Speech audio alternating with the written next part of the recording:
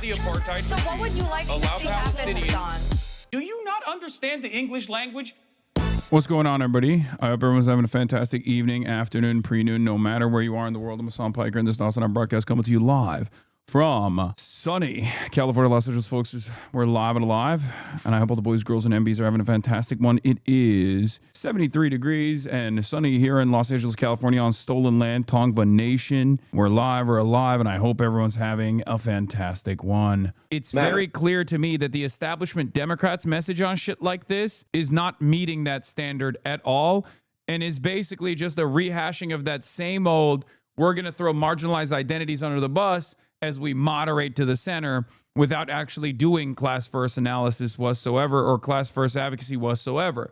So you have an opportunity here better than any other time that I have ever experienced in American history. No doubt that the Democratic Party needs to be, dare I say, more culturally normal. I believe that. Less prone to spending disproportionate amount of time on pronouns, identity, politics. More focused on tabletop issues, things that really matter, the stacking of stress in terms of electricity bills and child care costs and health care and obviously housing costs, and how easily we get trapped in that, how I've fallen prey to that.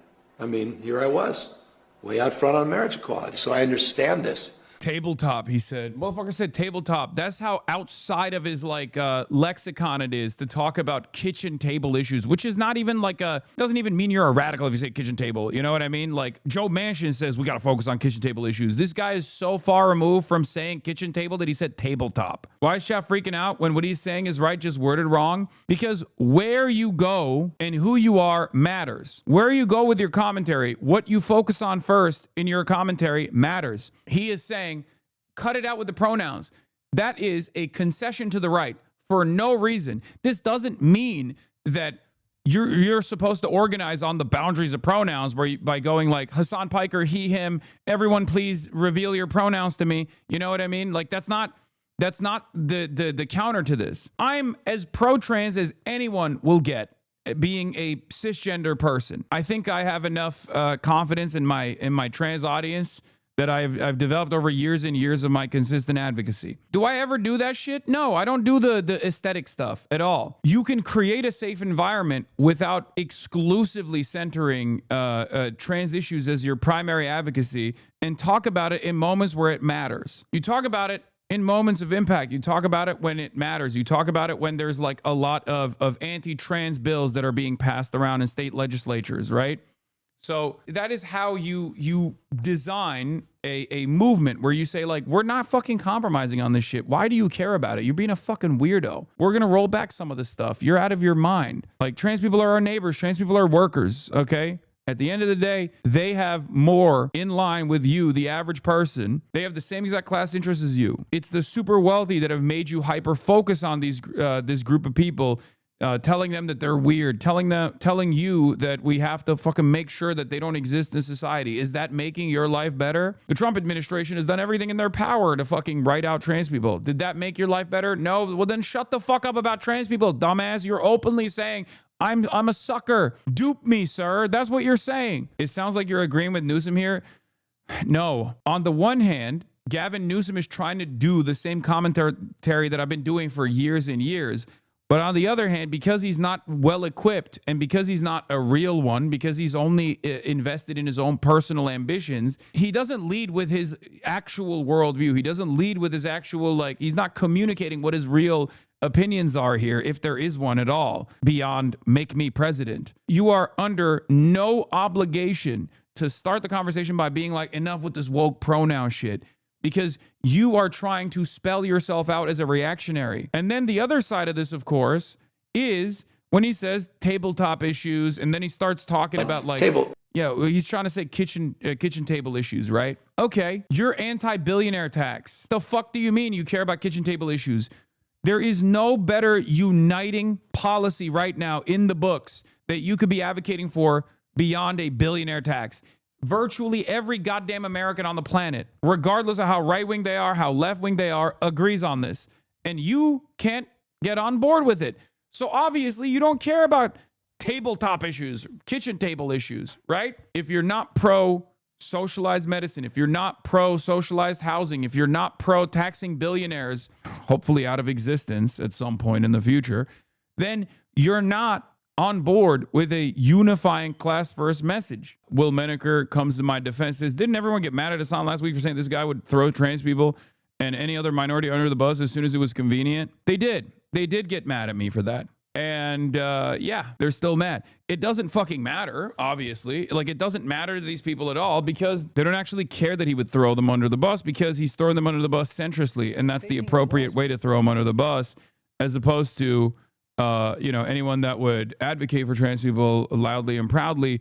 That's bad and wrong. Your haters have no object permanence. Yeah. Hasan was right. Corporate Dems like Gavin Newsom will abandon trans people or any other minority. What are the odds he said this? Because his advisors are online libs watching the drama? I don't think his advisors are. I mean, his advisors definitely are online libs. Yeah, I saw the first comment on the Will MENAKER post is Will MENAKER learning about, friend of the show, Will MENAKER learning about Hutch.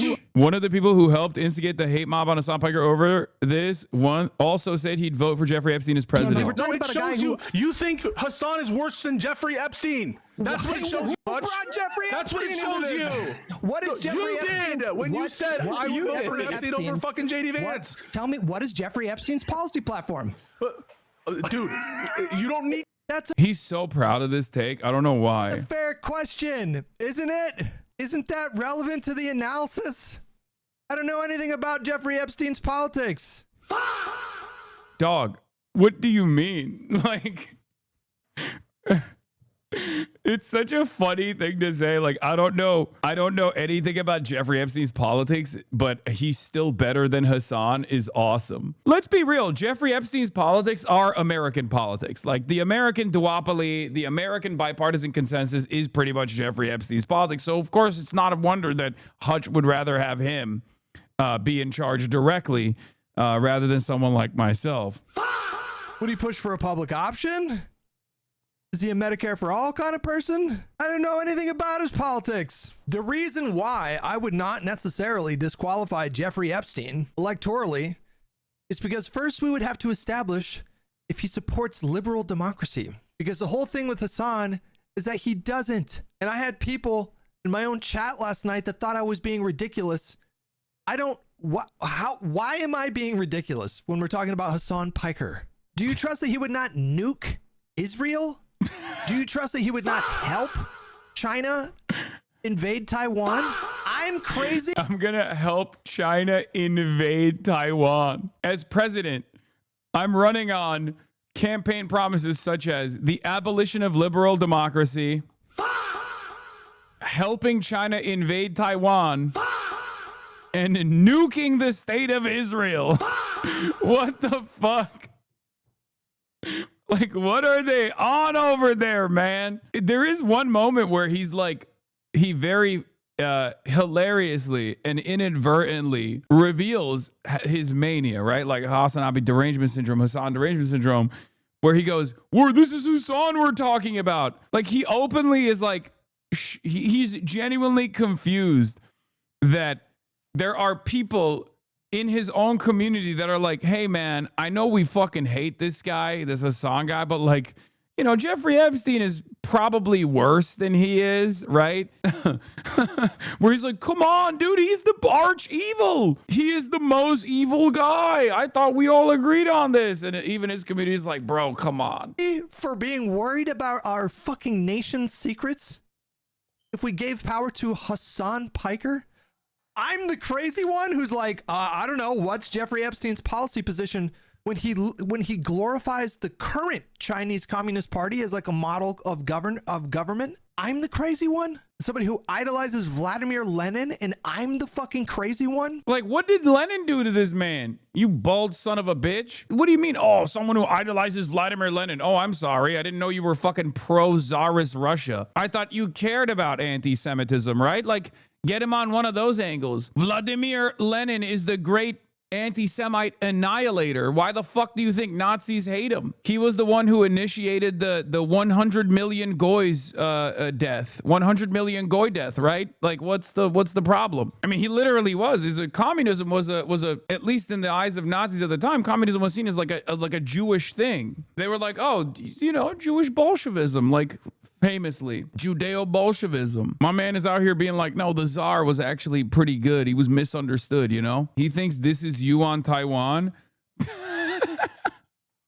Yeah, this is what I would do. I would unleash the Titans to walk over Taiwan. Is regular politics boring for them, so they have to do this pointless drama, debate, pervert shit? Bingo.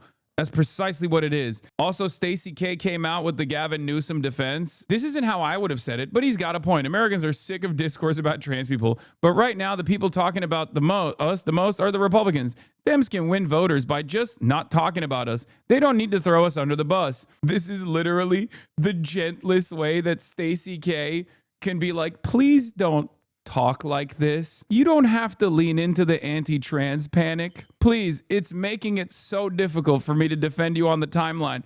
Mr. Gavin Newsom, I've spent the last week yelling at people who are objectively better allies to trans people than you now in their commentary, in their consistent defense. It's making my position look really bad. Can we go back to a point where you talk about your pro-trans legislation and not a point where you're, you know, going to be the great trans annihilator if you are president because you think this is going to give you an electoral advantage? The worst thing they can ever say about leftists is that they're correct too early. I mean, look, Gavin Newsom has signed on a bunch of pro-trans legislation as the governor of the state, right? But obviously he is communicating a very different attitude when he's running for president. This is the attitude. This is what I was trying to draw out of Adam Mocklib, depending on your personal taste or distaste for his commentary. But that was what I was trying to draw out of him. I was like, listen, I know as the fucking governor of California, like he signed on 49 different like trans protection bills or like multiple LGBTQ plus bills, including protection of trans folks. But the way he is communicating, the way he's trying to pivot to this like weird center thing, his weird centrist pivot implies that he's going to run as a very different kind of candidate than he was as governor. The defensive attitude ruins the narrative to protect trans people. You are under zero obligation to talk about like, you know, we got to be more culturally normal, enough with like enough with the pronouns, all this shit. Because like, there is no reason to bring that up. You can just literally be like, trans people are workers. They're wonderful earners. They're a part of our neighborhoods. They're a part of our communities. If you're hyper focusing on them, that's on you. You're a weirdo. You're a loser. You're a freak. Shut the fuck up. Donald Trump banned all NCAA trans athletes. Did that actually improve the grocery prices? Is rent more affordable? No, it's not, because you're a fucking idiot. He was duping you. And now we're in the aftermath of him duping you, and you're still crying about trans people. Trans people are not your landlord. Trans people are not your boss that's telling you you can't take off work because your mom died. Trans people are more likely to be your coworker. Stop with this shit. Enough. Cut it out. You know who does a really good job with that? James Tallarico has a pretty solid approach to that subject, and I like it. I like it. And we'll see. Well, I'm gonna see if we have time. I'm gonna try to see if we can interview him leading up to the primary. It's so funny that liberals defended him so hard because he was pro-trans rights, and now he comes out and says, I will be the trans annihilator Lamont. I mean, that's an exaggeration. He's not saying that, right? He's trying to say we have to focus on kitchen table issues, but he ends up saying we have to focus on tabletop issues.